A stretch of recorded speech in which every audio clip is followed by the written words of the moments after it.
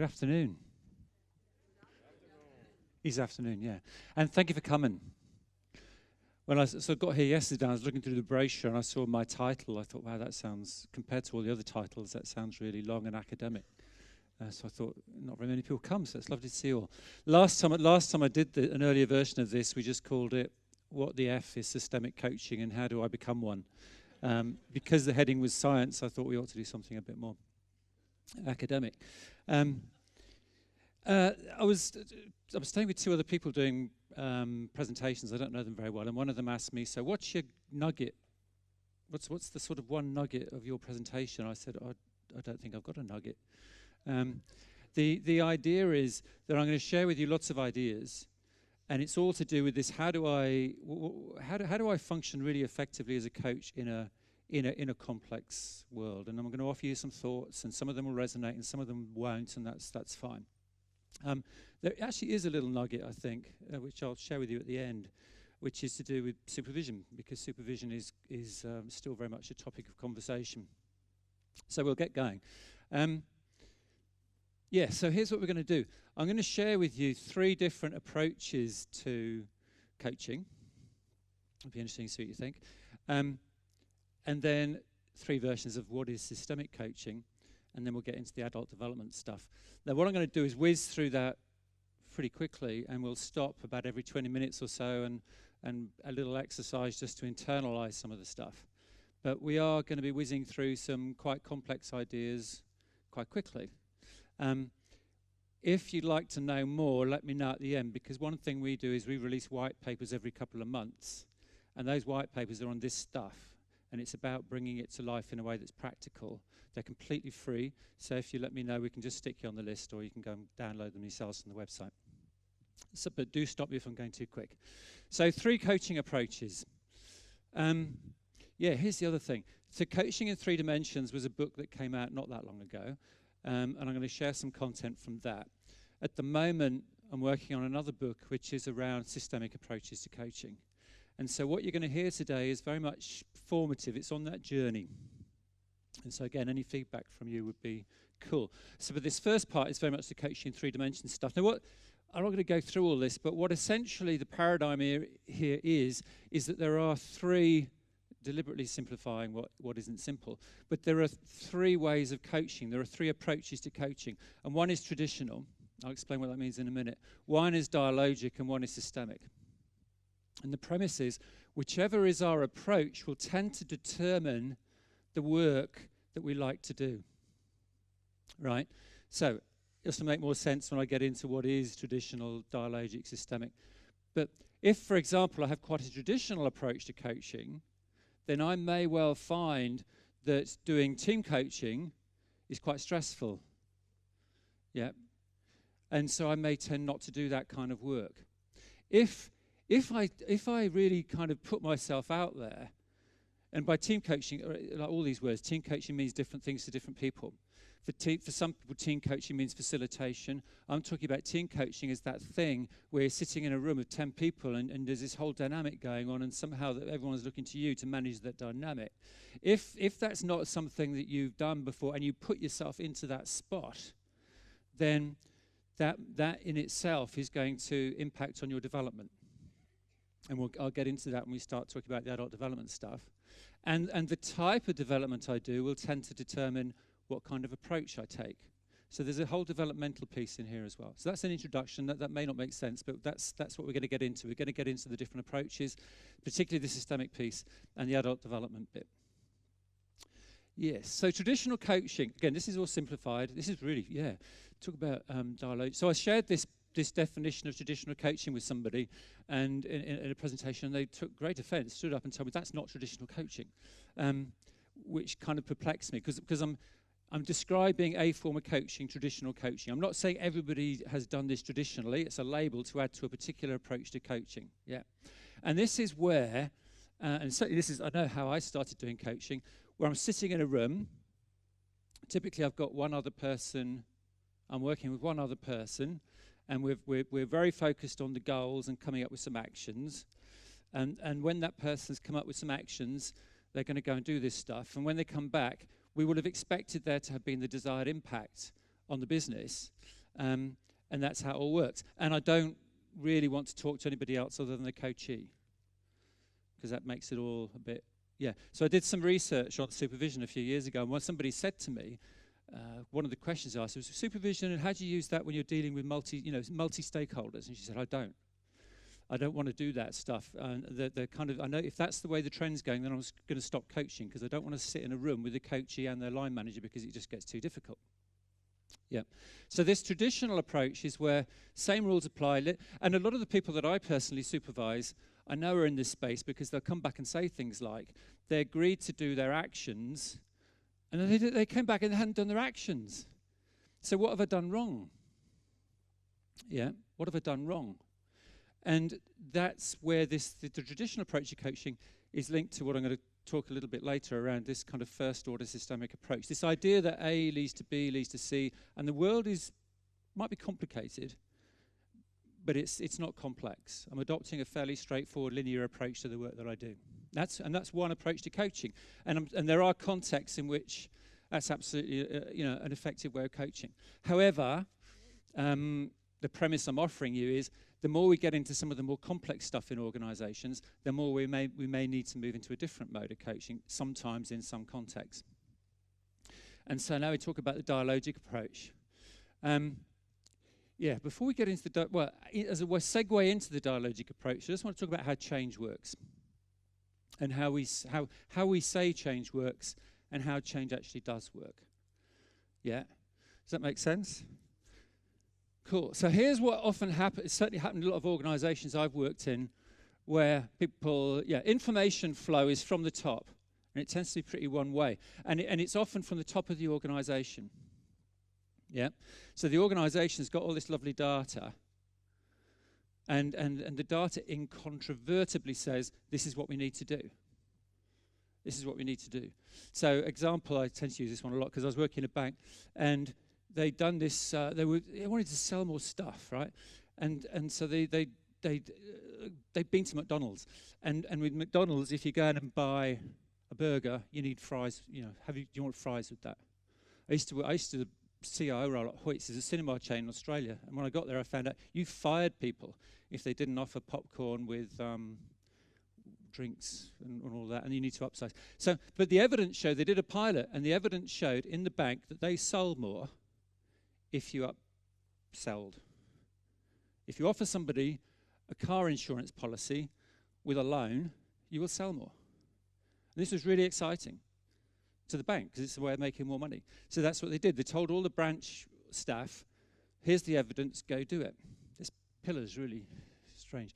So what they expected to happen, and what tends to happen in many organizations, is where you're privileging that kind of logical, rational way of doing things, is senior management think, well, if they don't do it, then it's because they're resistant to change, that's where that thing comes from, resistant to change, or just don't really care, frozen middle, it's all middle management's fault usually, right?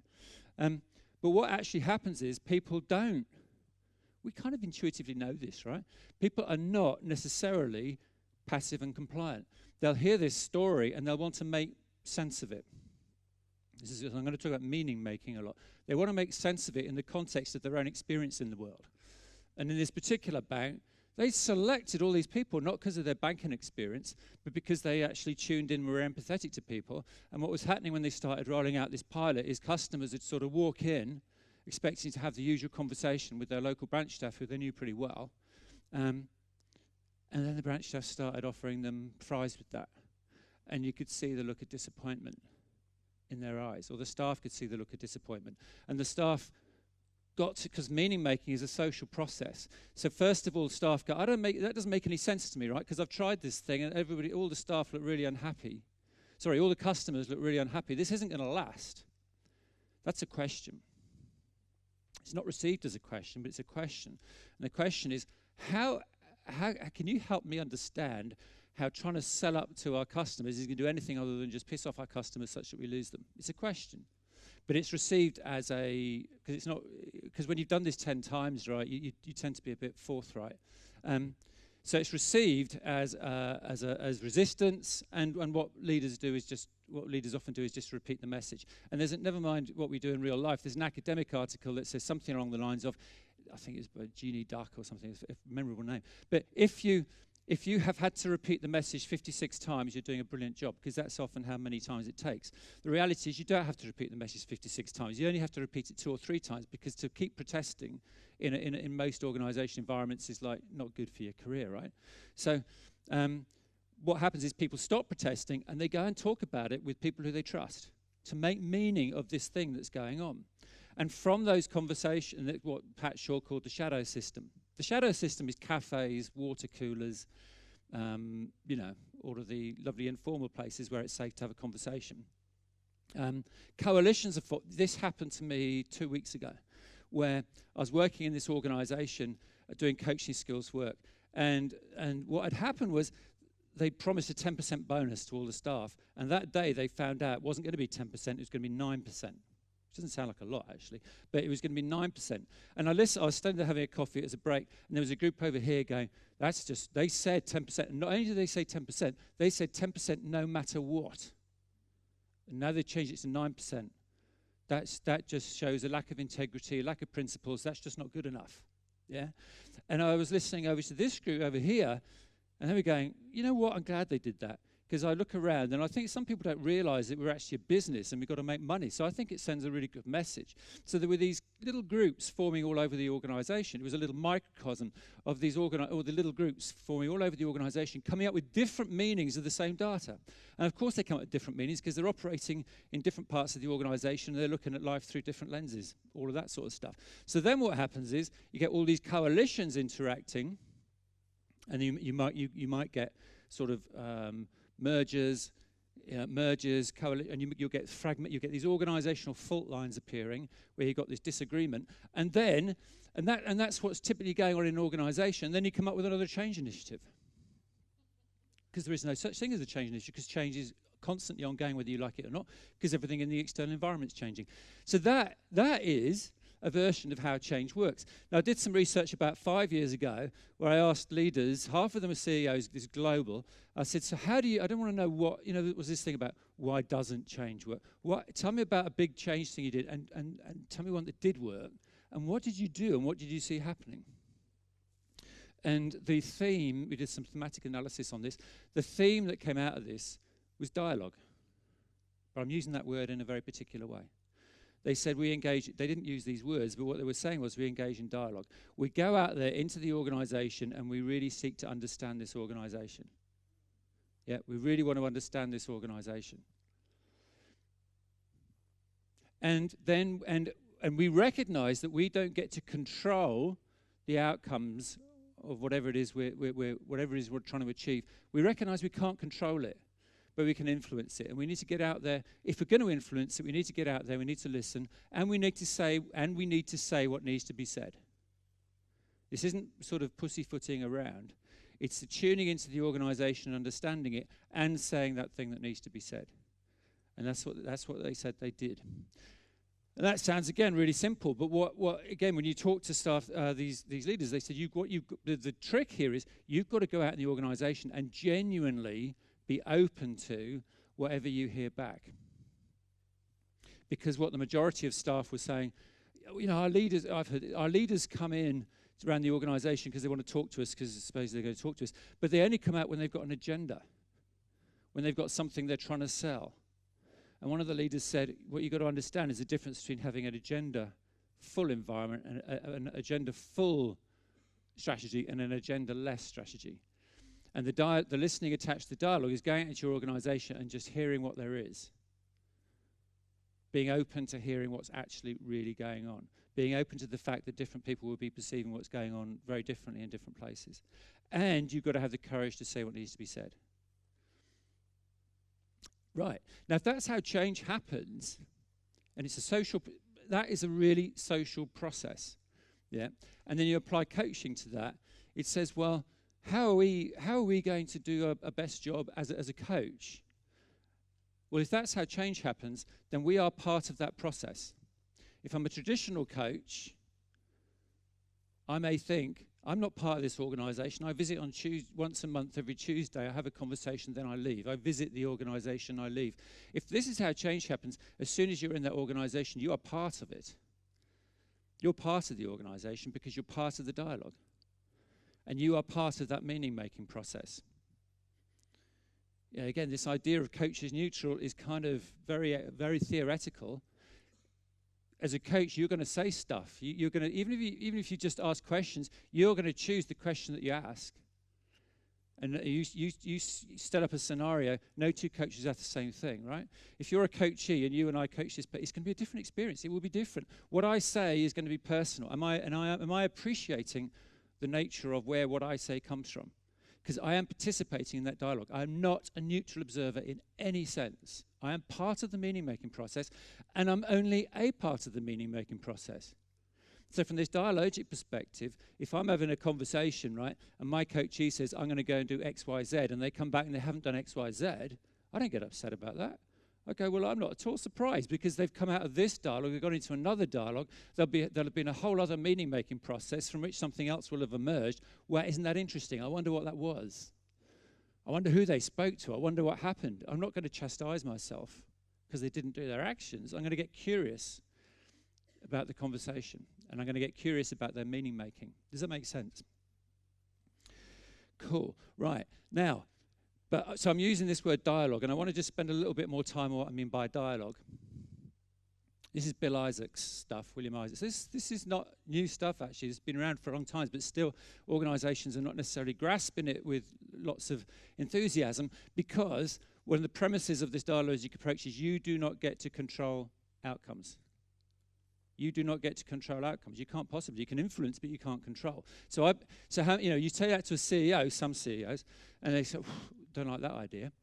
I'm not going to go to my board and they say, what number, want to know your number that you're delivering next year. Who knows what will emerge, right? You're not going to say that. When I worked for BP, I worked for BP Global, and John Brown said, I don't want you to underdeliver and I don't want you to overdeliver. I just want you to deliver the number that you say you're going to deliver. Well, that's kind of a bit odd. But we understand why. So, now dialogue, I can't remember what I was talking about. Now dialogue here, how we're defining dialogue is as follows. When I go into any conversation, so here's the thing. Dialogue, I talk about dialogue to some people, they go, dialogue equals conversation, I get it. Dialogue as we're defining it here is not conversation. Dialogue as we're defining it here is impossible. Pure dialogue. Because what we're saying is when we go into one of these conversations, we're genuinely open to what the other person's perspective on the world. We really want to understand the perspective of the world. Yeah? So we're listening without any preconception, without judgment. We're suspending all of that. Yeah? Just to attempt to understand the other perspective. That doesn't mean a lot of leaders go, yeah, well, I'm not going to do that because then I'll have to agree with them. You don't have to agree with them because dialogue is also about voicing, and you get to say that thing that needs to be said. And the courage that's required to do that sometimes, again, is a real area for people. But it's where you're suspending it. You can't not judge, right? Well, I can't, because you've always got the little voice in your head that's saying, da, da, da, da, da, da. It's actually suspending it and being able to work independently of it. So to suspend something is to spin it out so it can be seen like a web between two beams in a barn. So it's not saying, I am not going to judge. You can't not judge, right? You judge all the time. It's about noticing the judgment and being able to operate independently of it. And that's why pure dialogue is impossible, because for pure dialogue to happen, you'd have to understand yourself inside out, 100%. You'd have to know everything that is going on in your head, all your prejudices, all your judgments. And of course, a lot of them we don't. They're just ticking along unbeknownst to us.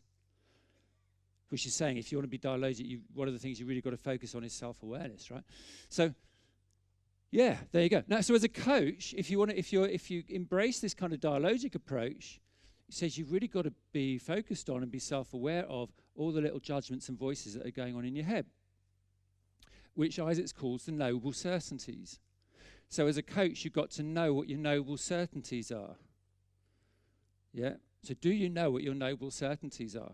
Examples of noble certainties, you need to delegate more. I'm listening. Yeah, it's good. Yeah, I know. Yeah, you need to delegate. Can you notice the judgment and operate independently of the judgment? Or is the judgment just too tempting to voice it and say, you know what, I've got an idea here. You can dress it up as, I'm just going to offer you this. Yeah. But you need to delegate more. Or, I've got the best model for this. I've had this conversation 3 times in the last month. Let me show you this model because I know you're going to find it interesting. I'm not saying never share models, right? It's noticing what's going on and being purposeful about what you say and what you don't say. Well, that's a rubbish idea. How do I steer away from that one? Through asking a question which steers them away, or a little facial movement. Really? Yeah. Or coaches don't offer suggestions. I went to my coaching school and they said coaches don't offer suggestions. So I could share. I've got this thing that I really need to share with you because I know it'll be used, but I can't because the coaching school they said coaches don't offer suggestions. So that's a noble certainty. Or it's not my role to share personal experiences. I've heard that from folks coming from some coaching schools say you never share a personal experience. Challenge it, right? What's your view on that? My job is to help find a solution. Okay, we've been going, this is really cool. I'm enjoying this session. I'm doing all this stuff, but we've only got 10 minutes to go, and you need to. I know it's my job to help you come up with a solution or the other one is it's not my job to help you find a solution. In which case, you've got 10 minutes to go. You haven't found a solution. I don't care. It's not my job. So dialogue is around, it's around the listening without judgment and the saying what needs to be said. Does that make sense? Right, so I'm going to stop for about 5-10 minutes and ask you can do this in pairs, threes, I don't really mind, but what are some of your noble, requires a bit of self-disclosure, right? What are some of your noble certainties with regard to coaching, at least the ones that you're aware of, and how might they get in the way of effective dialogue? So I'll give you about 5-10 minutes and maybe come up with 3 each or something, if you can. Okay. Sorry to stop you. So I hope you got some good insights there. We had a beautiful one over here. I can't remember what's this lady's name. What was your? Yeah, Pavla. Is that right? Yeah. Whose noble certainty is systemic coaching is the best. Yeah. I think that's brilliant. And I want to sort of touch into that in the second part of this thing. So I talked about we are going through this quickly, but I've talked about traditional approach to coaching, and I've compared and contrasted that with a dialogic approach. Yeah, very quickly. Systemic approach is kind of like an extension of dialogic. So when I said before, the leaders in this research recognise the value of going out there into the organisation and engaging in dialogue, which a lot don't. Yeah, I've met a lot of leaders who say, that's not my job. I don't want to step on the toes of my people, right? But, it depends what you're talking about. But systemic, so apart from the dialogic piece, some of them also had this thing that said, this is logical, right? I can't go out there and talk to everyone. Therefore, who do I need to talk to? And as soon as we start getting into that conversation on who do we talk to, we fairly quickly recognise just how useless sometimes the organisation chart is. Yeah, it adds value. I'm not saying where it doesn't add value, if you look at the org chart. I mean, as a coach, I don't know if the same happens to you. New clients say, org chart, this is how it goes. Okay, interesting. But that's not how the organisation works. It never is. So looking at how the organisation works is around looking at networks of relationships, and it's about looking at a lens which says, I know there's lots of different versions of power. And I'm really trying to tune into which versions of power are playing out in this organisation at the moment. So I need to not. My job as a leader is not to work out who to go and talk to. It's who else needs to be engaged in dialogue with whom. And that's the systemic approach as I was defining it in Coaching in 3 Dimensions, which came out about a year ago. Now, interesting. So before I get into the next bit. So just compare and contrast traditional dialogic, systemic. Again, being a bit simplistic, I'm a traditional coach, we talk, the coach changes, right? It's all within them. So my job is to engage in this conversation and the change emerges from within the coach, they decide to change. If I've got a dialogic perspective, I recognise that isn't the case, because meaning making is social. It's social whether we like it or not. and change emerges from the conversation between us. That's the dialogic, which is a real responsibility, by the way. And then systemic says, actually, we're participants, and I'm one of them as a coach, we're participants in broader dialogue and change is emerging all over the organisation.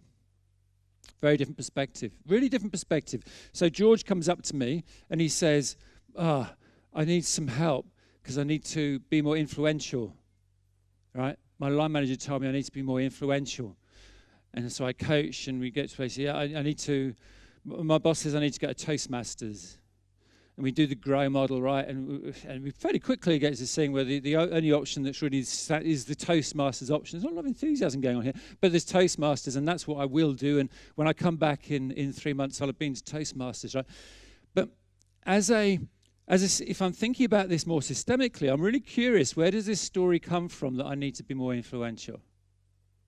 Where does this story come from? And I really want to, you know, as opposed to the coach who doesn't want to meet within a three-way because it's too stressful, any opportunity I can get, I'd like to get in there because I'm just curious to experience for myself what's going on here because I can be more helpful, because I can understand better. And what I realise is what's happening here is George's boss is new to the organisation. George's boss is really copping it from the CEO.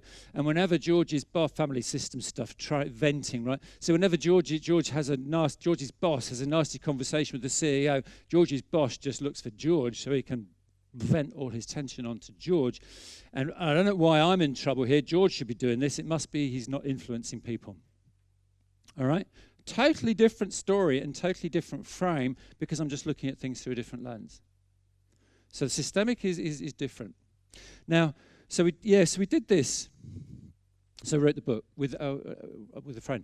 And we wrote this book, Coaching 3 Dimensions. And we're going around talking about systemic. And I'm just noticing that when I'm talking about systemic, that people, okay, yeah, I'm systemic. And then they're talking about what they do.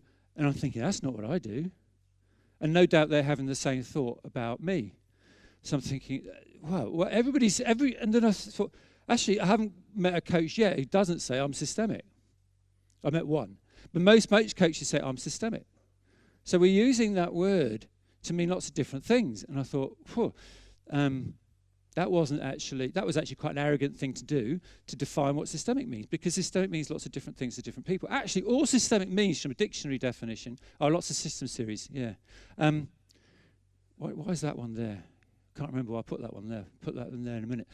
So a system is just a group of interacting parts. That's what the dictionary will tell you. And a systemic perspective, basically all it means is you're just stepping aside and taking a holistic view to see how all these parts interconnect. That's all systemic means. That's all it means. So how many coaches do not, at some point or other, just stand back and just have a bigger look at stuff? If you do that, you're systemic.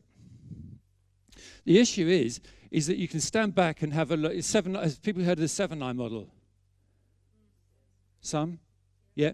7-eye model, brilliant model, by the way, because the 7-eyed model, Hawkins and Shoei, 7-eye model. And what it encourages you to do is, for some reason, it's talked about mostly in a supervision context, but it's just as useful in a coach context. It says, just remember, as the coach, to look a bit more beyond the coach-coachee relationship. Have a look at the relationship between the coach-coachee. Have a look at your relationship with the coach. Have a look beyond. It's just encouraging you to just think more broadly, essentially, which is cool. And that's what systemic really means, just think more broadly. But what the 7-eye model doesn't do, and Hawkins absolutely acknowledges it doesn't do it, it doesn't tell you through what lens to actually make sense of what's going on more broadly. And that's where we need to start getting into system theories. And these system theories have been around for a long time, but they don't seem to have yet kind of got into the coaching narrative just yet.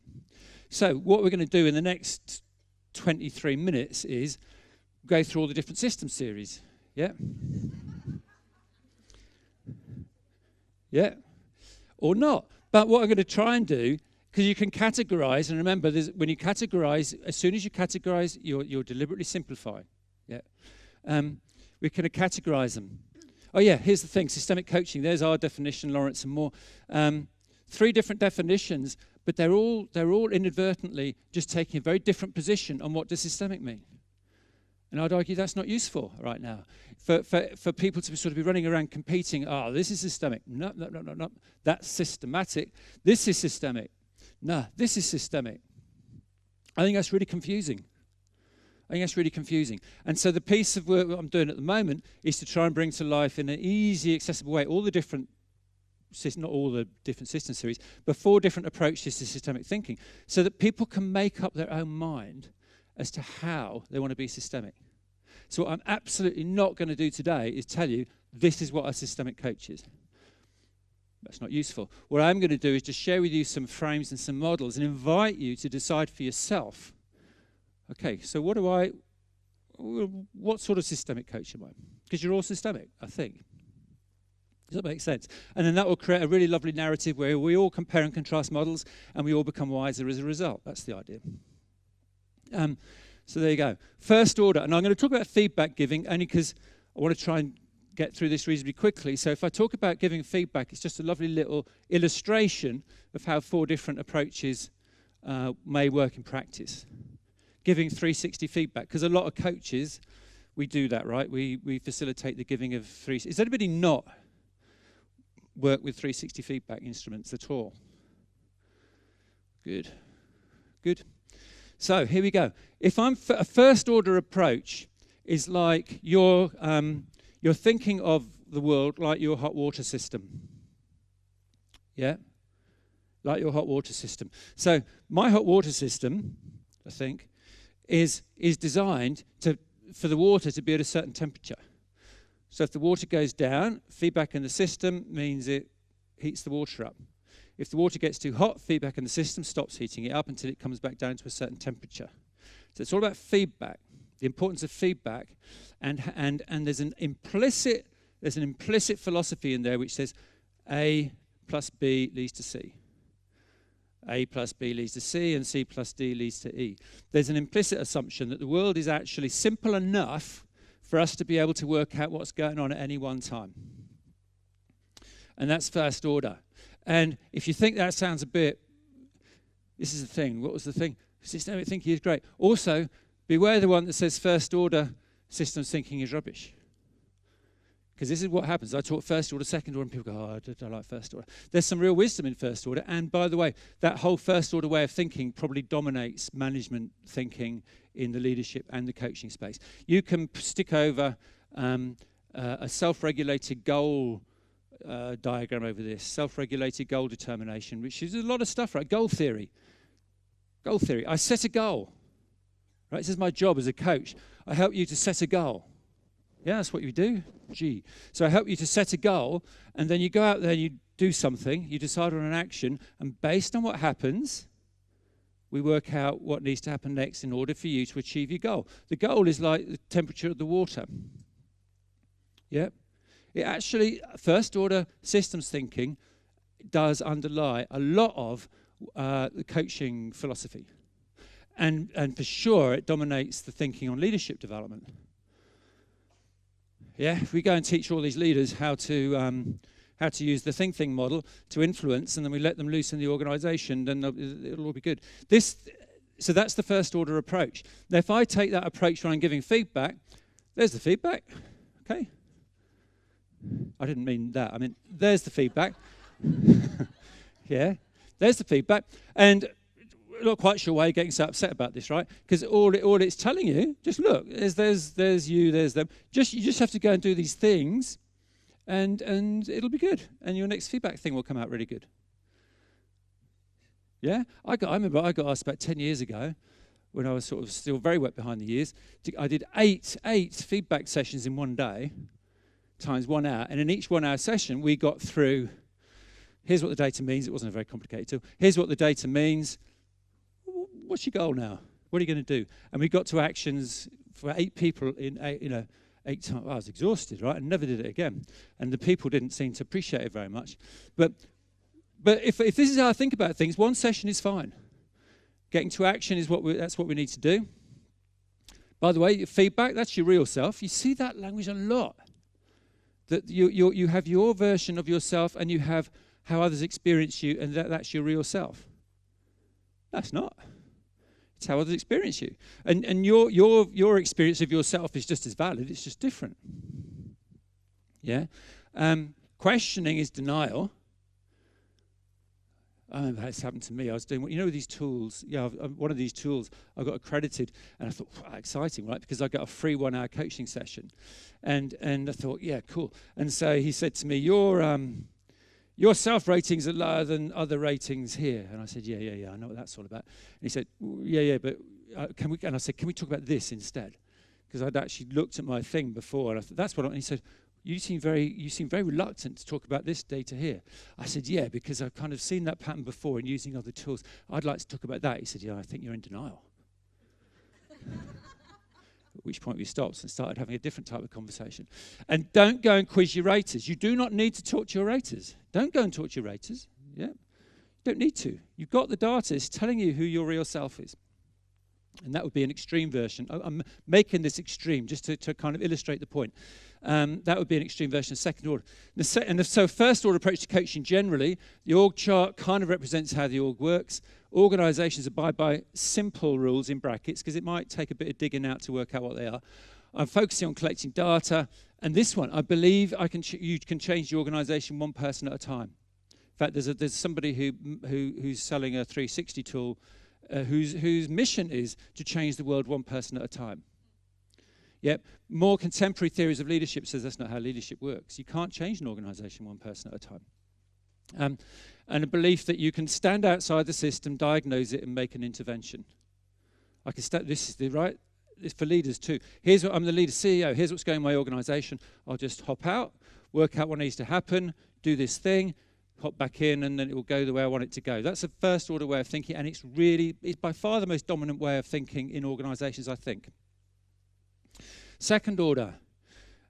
Second order says the world is actually complex and mysterious. Yeah, it isn't quite that linear. And one thing you've absolutely got to acknowledge, it's almost the key point of second order, because it's mysterious, you cannot rely on your own perception as being the truth. Does that make sense? So I'm looking at the organization, I'm making up a story about what's going on here. That's my story. It's not true. I'm looking at it through my lens. And my lens is very personal. So if we had time, I'd show you the little Bateson wrote about this. And he said, and he was inspired. Bateson was inspired by frogs. He was inspired by frogs because if you look at the way a frog looks or sees, it only sees what moves. So if nothing's moving, the frog sees nothing. There's nothing there. If there's wind blowing and there's flies buzzing around, you see stuff, that's reality. But if there's nothing moving, there's nothing there, and that's reality, there's nothing there. But of course, there is stuff there, you just can't see it. So we've all got our own lenses, and they're all very personal.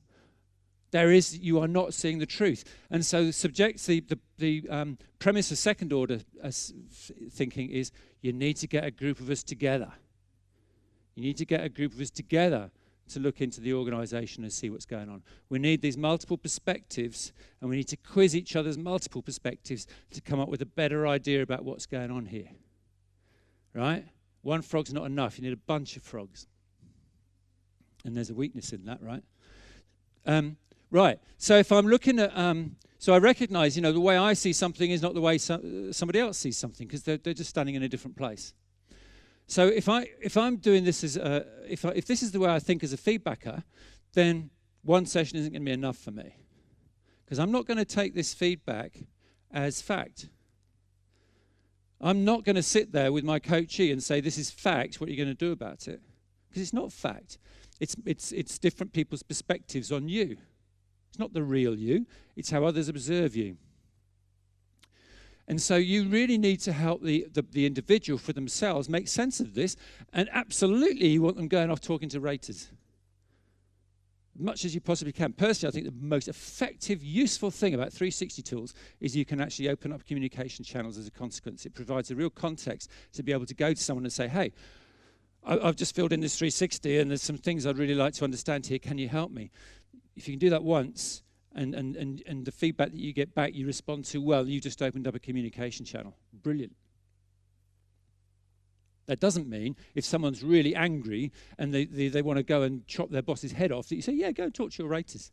But Most people don't, most people don't seem to be like that these days.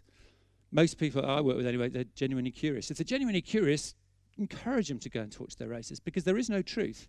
You want to understand the multiple perspectives. I'm doing some research at the moment with somebody where we're doing just this. 360 tools. Shall I go into that? All right. Very briefly, you do not have a single self, you have multiple selves. This is what multiplicity theory says. And if there are multiple yous and you're doing a 360 feedback survey, that's survey on lots of different multiple yous. So if you want to find out really how you're perceived, you're going to have to understand which of these cells is perceived how by who. And you're not going to do that by looking at a bunch of verbatims. They'll help. But you're going to actually have to go out and talk to people. So it's a very different approach to feedback. Second order coach, generally, there is no single correct view as to how the organisation works. I'm constantly interested in the organisations with which I work. I'm constantly interested in hearing other people's views as to how it works, because it's feeding my view. My view of life is always a hypothesis, and the more people I speak to, the richer this hypothesis. It's essential to seek out multiple perspectives, and I really want to understand people's mental models and frameworks. Why? Because I want to understand how they're looking at the world. Yeah, I'm not talking to my coachee to find out the truth of the organisation. I'm talking to my coachee to understand the mental model through which they're looking at the world. So that's much more informative. I'll come back to practical judgment, and I embrace the unexpected. As I said, simple example: my coachee comes back, hasn't done their actions. I go, whoopee, that's interesting. I wonder what that's all about, as opposed to, oh dear, I've done a bad job. Yeah, complex adaptive systems in 5 minutes. It actually isn't that hard, right? It's that we attach so much language to it. Complex adaptive systems basically says, and it's a bit like that diagram I drew just there, the five of us are having a conversation about anything. We're having a conversation, and from that emerges an agreed meaning and some kind of action. Does that make sense? Then over here, these five folks having a different conversation, different meaning, different action. Somewhere over there, different group of five, different meaning, different action, in response to something that's changed in the environment or something that the CEO said. And then from all those different meanings, those meanings kind of come to get converge. Yet those meanings kind of come together, and from that emerges something else, a wider pattern. And that wider pattern is unpredictable. The sort of jargon attached to it is strange attractor. I don't know why. It's just a strange pattern, and it's not the pattern we expected to see. Of course we didn't expect to see it, because it's a consequence of all these local things happening locally. Does that make sense? And that's complex adaptive systems in 3 minutes. But that's essentially what happens. Now, that's a fundamentally different way of looking at things. Because it says, if I want to understand, see, the second order thing, the world is so complex and mysterious, there's no way of predicting what's going to happen. Just try something out and see what happens, and then try something else and see what happens. This approach says you can actually find out what's going on, but you're going to need to go local. Don't try and interpret this big pattern that's happening at the organisation level. You need to go local to understand what's happening in the bigger system. And so as a feedback giver, again, I'm focused on meaning making, but I'm not just focused on the meaning making that the individual has made of their feedback. I'm actually engaged in a conversation with the coachee around, where did all those stories come from, do you think? Which different groups do you interact with? What are the stories going on in those different groups? And how will those different groups have responded to your behaviour? So questioning here is just completely fundamental. There's no way you can understand that sort of data without starting to dig into some of the detail. And you say you're going to encourage the coachee to be really curious. It's much less personal, you know. To an extent, yeah, I'm looking at this feedback's attached to you, but this feedback comes from the broader environment in which you're working. So if you really want to understand it, you need to understand the organisation. This is why you get, the first person I ever worked with professionally, the whole thing was she was really pissing the organisation off. She was too direct, too direct, too to the point, too blunt, because she was behaving exactly the same way she'd been behaving in the organisation from which she came, where she was actually lauded for exactly the same behaviours. Right? So that feedback you get from people is not real. It's all subjective. And from this perspective, the system is a pattern of social relationships. So generally speaking, third order approach, look beyond individual behaviours, notice patterns of behaviour, challenge the idea that individuals control outcomes, explore the micro stuff really enhance your understanding of interpersonal dynamics. And I feel genuinely energized by ambiguity and uncertainty. That's the interesting bit. But of course, that isn't the interesting bit if you're predominantly driven by the need to control, then it's the threatening bit. So there you go, first, second, third. Now, systemic coaching, right, is the best. Actually, some people say this whole systems metaphor is not useful. Organizations are not systems. Yeah? They're not systems. There is no one programming the systems. There are no real boundaries. You certainly can't stand outside the system because there's no systems to stand outside of. And the organization is just a story we tell. Yeah? So you think systemic is best. This says systemic. So what do I mean by that? If, this is all if, you have to make your own mind up on this stuff. If the most useful way of looking at organizations is as a social network, that social network does not include just people in Westpac Bank. There are some people in Westpac Bank who spend 90% of the time talking to people who do not work for Westpac Bank. Yeah, there's suppliers, there's customers, there's the whole world. And we're all talking to lots of different people as we go about our roles. Not just people within this sort of artificial boundary called the organisation. Stacey calls the organisation an imaginative construct. Why do we do it? To make life simple for ourselves. Partly we do it because we love belonging in social groups. It's nice to belong to an organisation. It's nice to talk to the culture of this big, the one culture of this big organisation that we belong to. But it's just a construct. It may be a useful construct, but it's just a construct. Because the conversations that take place for me as a worker in an organisation are with lots of different people. I, as the coach, when I come in and I'm talking to somebody, I'm influencing the meaning that emerges in that system. Every supplier, every customer interaction. Yeah. The example I gave before of the bank. The bank, you're going to upsell. Do you remember that upsell like McDonald's? Yeah. Well, one person in that branch, two people in that branch are doing their MBAs at the moment. They say, look, this is really good. Because I'll tell you what's going to happen here. That is going to generate more income as long as we really push it hard. And our bonuses will go up and it's all going to be cool. I go, oh, really? And so from what emerges in that conversation is, yeah, let's do that. In another organization, in another branch, they're going, oh. The customer walks in and says, thank you for trying to sell me that thing. I'm never coming back here again. Judas, yeah, I don't go to the cinema anymore. And I don't get McDonald's, and now I'm not coming here. The meaning that will emerge is different. And it's not just conversations between people in an organisation. It's like what we're doing is we're taking this massive complex of social relationships. We're saying, okay, who's legally contracted to this organisation? Us lot. Well, let's put a big circle around us. We're the organisation. So there's a metasystemic perspective. I called it post-systemic. It's not post-systemic because what it's basically doing is standing above these metaphors. That's all this stuff is. First order thinking, second order thinking, third order thinking. They're just metaphors. They're just ways of trying to make sense of what happens. That's all they are. But they're useful. And I would say first order systems thinking is primitive, useless. We don't talk about that in Europe anymore. This is what somebody said to me. We don't do first and second order in Europe anymore. I thought, what does that mean? They are useful. They can be useful. The metasystemic perspective says, but I just stand up and I can see that each of these approaches, including the complex adaptive system perspective, is just a construct, but it's useful sometimes.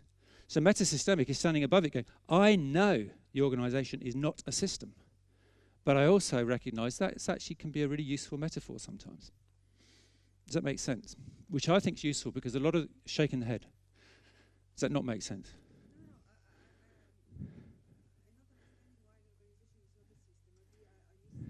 Yeah. The organisation is not a system because we're comparing what is a system. When we talk about a system, we're generally talking about, by the way, it depends what you mean by system. Yeah, it depends what you mean by system. But in a lot of the studies that are taking place, what the researchers are trying to do is they're trying to explain stuff. So they'll compare it to a hot water system or they'll compare it to a Concorde engine. With the complex adaptive system stuff, there are researchers out there trying to mathematically model what will happen with the weather. which is a complex system. We can't predict the weather more than 2 or 3 days out. It's just too much that happens. But there are researchers desperately trying to do that because they want to explain it. But it's not a system in that sense. An organisation is not a system because it's not boundaried. So you're never going to be able to explain the way that an organisation works through that systemic metaphor because it's not boundaried. The boundary is imaginary. Don't have to believe any of this, by the way. I'm just sharing perspectives with you to make whatever you want to make out of it. Yeah.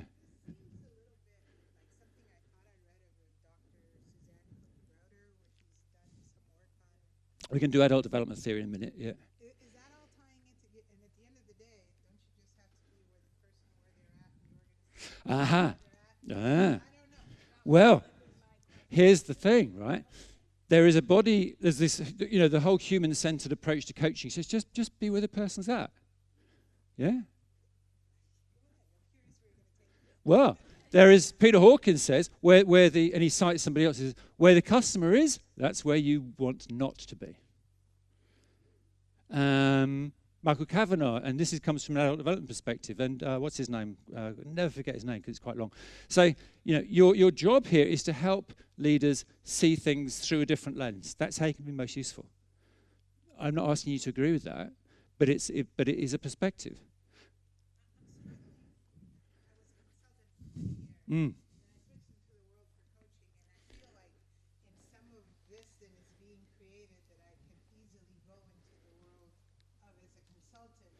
Right. Yeah. Yeah. Be nervous. So, I'm a coach. That's a consultant. I don't want to be that. Yeah? Oh. But the thing is, we do not all of us agree what is a coach. We don't. I'm reading a lot of this stuff at the moment that says coaches don't do psychodynamic. That's therapy. I go, makes no sense to me. That's not me being right. That's me having a different perspective on it. What's a consultant? Yeah?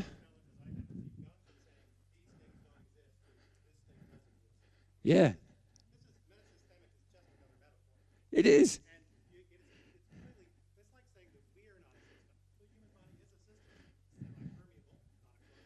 Yeah. Yeah. Yeah. Yeah. Cool. I just agree with everything you just said. I choose to agree with it because this stuff is still it's really interesting stuff, but it's nascent and it's still formative. And this is why I said it, and I meant it hand on heart at the beginning. You've got to define for yourself what is a systemic coach. I'd be very suspicious if people start starting schools of systemic coaching.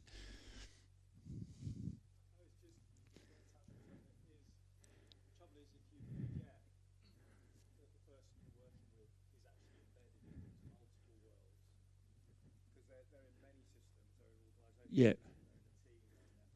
Yes. Yeah.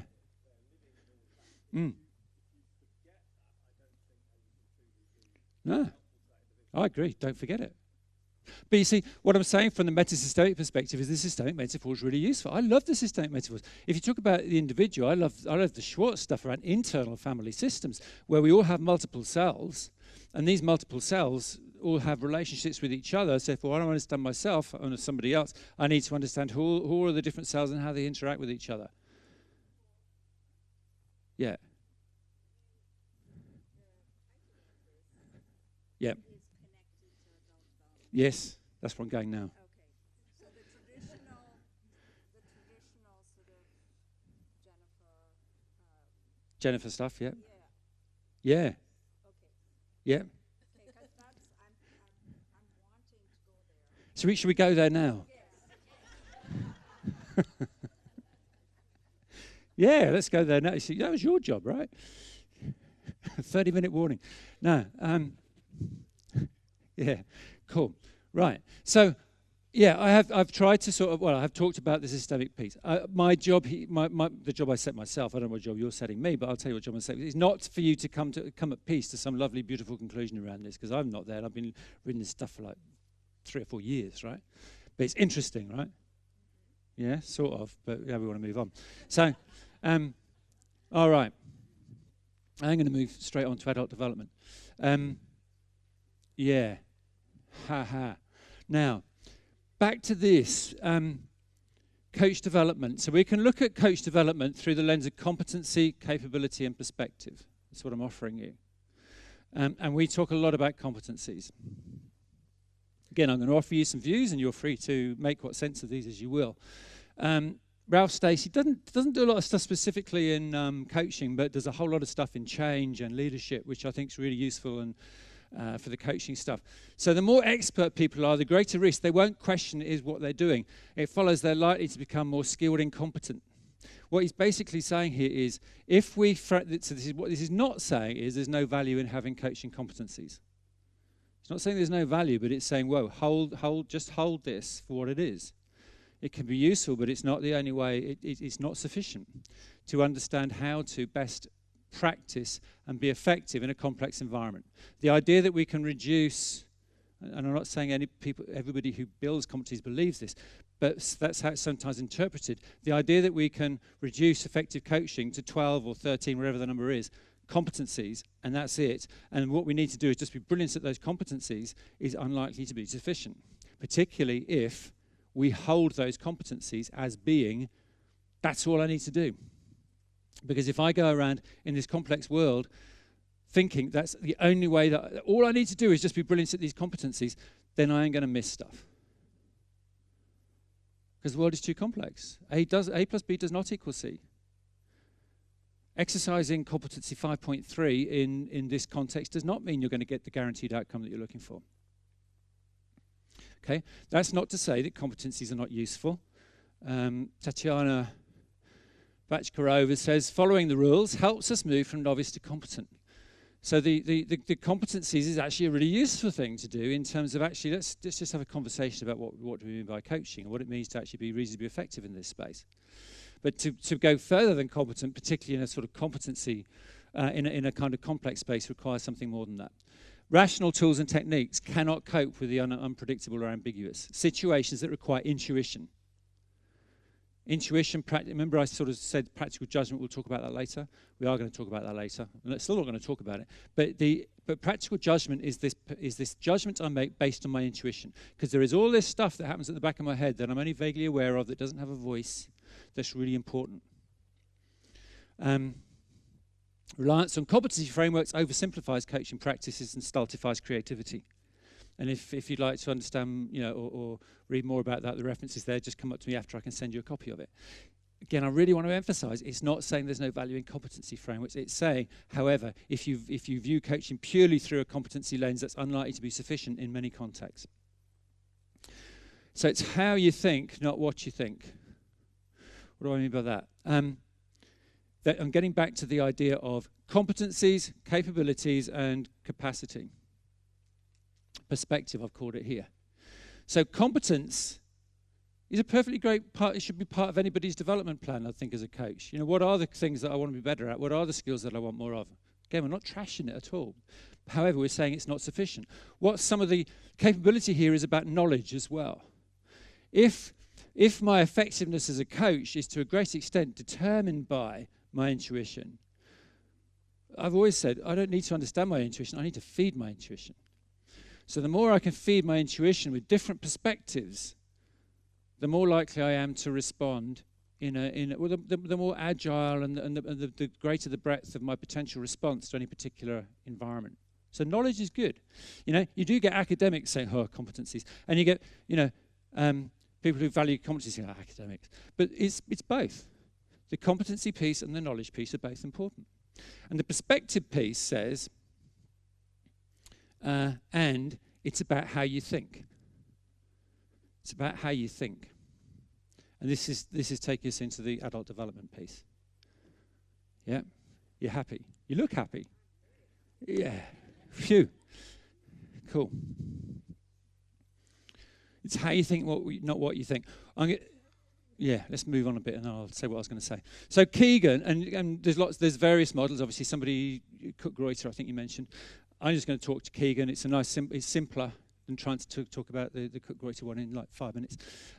Who's familiar with Keegan? Who's not familiar with Keegan? Good. I'll do a 5-minute intro to Keegan. So, Keegan suggests there's 5 different levels of development. And there's 4. Number 1 is kind of babies. I won't go into this, right? But babies afraid they're going to get sucked down the plug hole. Right, imaginary world. Forget that one. Number 2, sovereign mind is where I am very conscious of my own needs. Supremely conscious of my own needs, not necessarily terribly conscious of others' needs. I just found this so useful. I've got 4 kids. I didn't realize I was a control freak till I had kids, right? And kids do stuff, and it's thoughtless. Yeah? So why did you do that thing, right? That's really thoughtless. Now, if you look at it through this lens, you're speaking a foreign language because you're asking them to be empathetic when they don't yet think. They may be consciously able to articulate what that means, but that doesn't mean that's how they think. And so you're just talking double Dutch. I actually wrote a LinkedIn article, which is a really silly thing to do, about, I sort of, because everybody called Donald Trump narcissist, not supposed to talk politics, right, but narcissistic, which is fine, that's an interpretation, but it's rather a definitive one. It's labeling someone. I thought, well, maybe he's kind of sovereign mind. I never got so many responses, and half of them are really quite aggressive. Yeah, so don't do LinkedIn posts about politicians, but that's how I kind of think of it. Is like somebody who's really got, you can just sense by talking to them what their needs are, but you also have this sense that then they're not going to tune into what your needs are. Now, the most people sort of get through this sometime in their teens, but there is a small proportion of adults that are still in this space. I suspect some of them get labelled like psychopathic or all that stuff, which I'm not sure is always a useful label. Socialised mind, I am empathetic. Yeah. Now you ask me with a socialised mind, what are my values, what are my beliefs, and I can tell you. Yeah. But those values and beliefs are really owned by others, significant others. And so when the pressure's on, and you certainly see this happen in a corporate environment where anybody's being pulled in 2 different directions by 2 sources of authority who are saying something completely opposite, I will struggle. I will struggle big time because I'm both these people matter to me, and so I really want to satisfy both perspectives, and that's where you get a lot of stress in organizations. If you like looking through this lens. Some people don't like this lens. They say it's so judgmental. And I'm going to come back to that in a second. Self-authored mind is where, and again, I'm simplifying all this, but I'm being pulled in 2 different directions, but I've got somewhere to go to work out what I'm going to do about this. Because my values and beliefs are more internalized. They're more internalized. They're more mine. So I'm more comfortable saying, okay, I hear what so-and-so is saying, I hear what so-and-so is saying. This is what I think is the right thing to do. Yeah? And self-transforming mind, which supposedly, I say supposedly because it's very it's actually impossible to measure this stuff with any great reliability. But, yeah, sorry, last time I said this, somebody contradicted me who was a Cook-Greuter person. But self-transforming mind is where I'm very conscious of my values and beliefs. And I've got some awareness around what they are. And I'm super aware that other people have different values and beliefs. And so I'm much more, remember, this is not an intellectual thing. Right? What I'm telling you doesn't probably, yeah, so what? But this is how do I actually think? How do I actually think? How do I think when I'm placed in that really stressful situation? Through what lens am I thinking here? And in the self-transforming mind, I'm cool. Yeah, I'm cool. Because I know I've got my values. What I'm hearing is your values and beliefs. And wow, what's happening here is this clash in values and beliefs. And this whole issue is about, your values and beliefs clashing with their values and beliefs. Wow, isn't this interesting? And that's more of a kind of self-transforming mind perspective. It's where I'm rising above. Each one is a kind of another level of awareness of what's gone before. Is that making any sense to those that haven't done the Keegan stuff? Enough. Yeah? Cool. Right. Now, here's, yes, so people progress. Now, what we're doing here is connecting the adult development piece to the way that we tend to think about systems. Yep. Is that cool? Yeah, good. So what it says is I might intellectually sort of understand what complex adaptive systems are, but that's not necessarily how I'm thinking. To think that way, there's a lovely segue into adult development theory, because adult development theory talks about how we think, really from quite a systemic perspective. The notion of self-transforming, it's not the same, but the notion of the self-transforming mind is quite similar to the meta-systemic perspective. So the question then, so can I go on a course and become more self-transforming? And they tried this in Sydney. What they did was, they designed a course, and this is a big study, right? And so you did all these subject-object interviews. A subject-object interview is a way of measuring where people are on this scale. It's not reliable, but they used it. And then they put people through a course, and then they went through, did some stuff, and they went through another course, and they tested them again. Yeah? No change. Because this is not an intellectual thing. This isn't about do you get it intellectually. This is what are you like when you're sitting in the room with that team and the dynamics are absolutely all over the place and there's tension between this person and this person and this person. And as what tends to happen is that all gets vented on me because everyone's feeling really uncomfortable and it's this person that took us here in the first place. How am I thinking? Not what intellectual concepts am I capable of dealing with. How am I actually thinking in that space? And what the theory says, and Jennifer says this as well, is that people progress from one way of meaning-making to another in response to their environment becoming more complex, which is what I meant. If you want to think differently, you've got to stick yourself in an environment where you are out of your depth. I think that's why I keep doing team coaching. I think there's got to be some reason for doing this. Yeah, you will find yourself out of your depth. This is not me advocating go jump off a cliff. It's like saying, we're not saying, I'm here, I'm going to go all the way over there. But it's saying, yeah, just stepping outside of your comfort zone, going to a space which is a bit more complex, where you know you're going to struggle, theoretically is the only way you're going to find that different way of thinking. Now, here's where I want to... So a little bell. Now this was a conversation with Jennifer as well. So I'm pretty sure Jennifer's would agree. Yeah, Jennifer would agree with this. I know she would. It is not useful, I don't believe, to go and go to a coachee. Don't try this at home, right? I know what the issue is, right? It's because you're at stage 3. You're at stage 3, Keegan. Socialize self. That's why you're finding this life so anxiety-provoking. What you need to do, right, is just internalize your values and beliefs and you'll be fine. Won't work. And people don't like being categorized in that way, and I think being categorized in that way is really disempowering. I'm not even sure it's ethical because there are no valid, reliable measures of this stuff. I just actually don't think it's terribly useful. But what I have found that clients often find really useful is positing this from a multiplicity perspective, which says we're working with a hypothesis that you have a socialized self and a self-authored self and a self-transforming self. And we don't know which is bigger and which has got the bigger muscle and all of that stuff. You can allow the coachee to make that decision up and about yourself. But the socialized self, team coaching. Wow, this is getting hot. Do they all think that I know what I'm doing here? Am I going to survive today? Or am I going to get fired? Am I doing a good job? Because I know if I was a good team coach, I'd know what to do here. Yeah, that's my socialized self talking. My self-authored self says, look, I know I'm doing a good job here. Even if some folks are happy, that's kind of the point here. Sometimes teams have to actually confront. You have to sort of turn up the heat. Yeah, and get people to actually confront some of the challenges in the group. And I know that's what I'm doing. And that's why I'm getting some of this. It's all fine.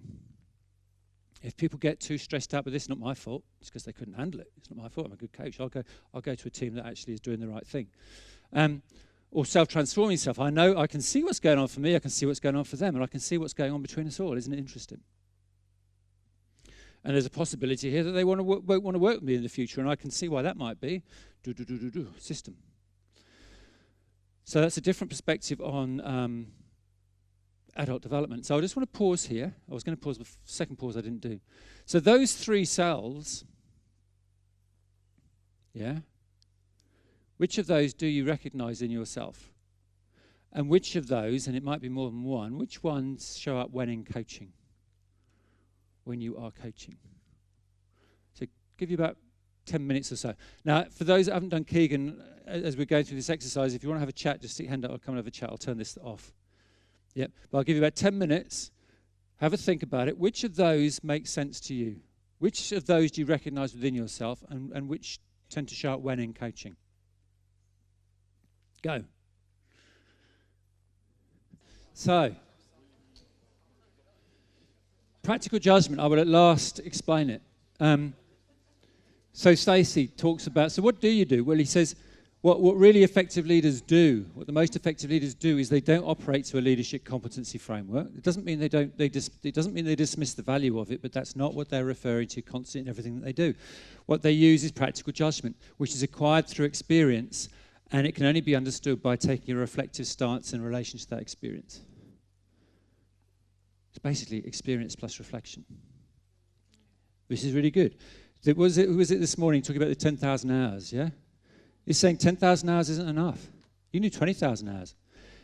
The question is, the question is, are you learning from that experience? In other words, are you, to what extent are you committed to reflecting on that experience? I find this fascinating because where I work, that reflective time, talking to leaders, they're doing less and less and less of it.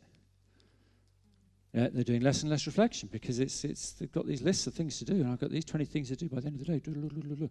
So it's the experience plus the reflection on the experience. That's practical judgment, and it's relying on that intuition. Yeah.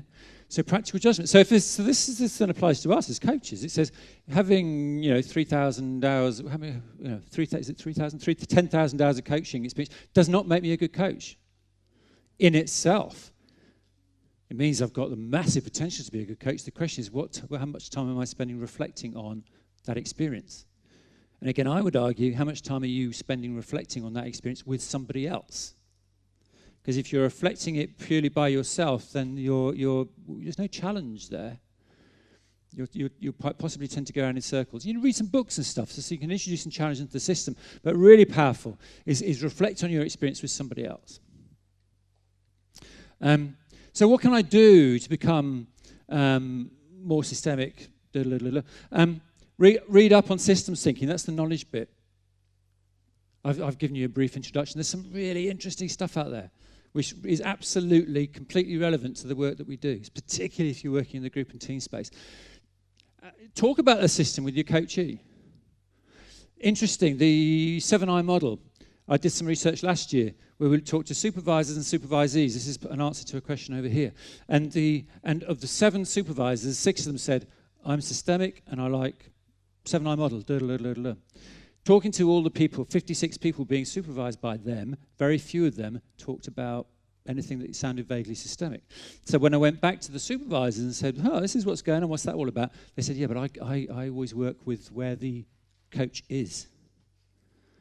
Yeah, I've got a systemic perspective, but if they haven't, I'm not going to kind of take them down that path. I'll operate through their paradigm. And what the research said was that nearly from the coach perspective, all of their thought process was around the relationship between them and their coachee. They weren't thinking more broadly. So talk about the system with your coachee. Just that is likely to just expand the field of conversation, of thought. Map the system with your coachee. I haven't got time to go through it now, but there's some beautiful stuff. We just draw it. Get a flip chart and start drawing it. And people find that really useful, at least people who like drawing. Invite the system into the room. Get that line manager in the room. Not just to agree on the goal, which is useful, or get input into the goal, but if you've got them in the room, you are then seeing that system at work. And you can offer some beautiful observation and feedback, your experience of their relationship. And I've done that a few times. And it can be very, very useful. I haven't got time for a story now, but engage every opportunity you get, engage with the system. Work with groups and teams if you want to become, again, more systemic and that whole adult development perspective. But don't go in there by yourself, right? But get into that whole group and team stuff. When I say don't do it by yourself, David Clutterbuck says never do it by yourself, take another coach in. Problem with that is a lot of clients won't pay for it. But be choiceful about what assignments you will do yourself and what you won't. But if you're doing it by yourself, make sure you've got what I would call a supervisor, so that you're not actually there by yourself. You've got somebody to help prepare with and somebody to reflect on what happened after. Yeah. And, put yourself out there with support, which takes me to the supervision piece. There's been some really cool stuff on LinkedIn, and I think it's mostly in the States. This is where I'm going to show my ignorance, about this sort of debate about supervision. Yeah. And my own limited understanding of this is that it's because there is this very worrying thing happening in the States about, if we get into supervision, then they'll think we're doing therapy, and that has all sorts of consequences. So I don't care what we call it. Last night I was sort of messing around. So let's call it CRT, collaborative reflection time. This is it. Consulting, coaching. This is half the issue with supervision, coaching supervision. I'm sure there are millions of people out there doing all sorts of different things, and they're all calling it supervision. What I do when I supervise is what I'm doing here is I'm not mentoring, I'm not teaching. Basically what I'm trying to do is just create, and I'm not doing psychotherapy. What I'm basically doing is just trying to create that lovely reflective space. That's all. It's collaborative reflection time. I don't know if that helps, if you don't like the word supervision. The word supervision does have other connotations, for sure. And that was my punchline. So thank you, and 1972.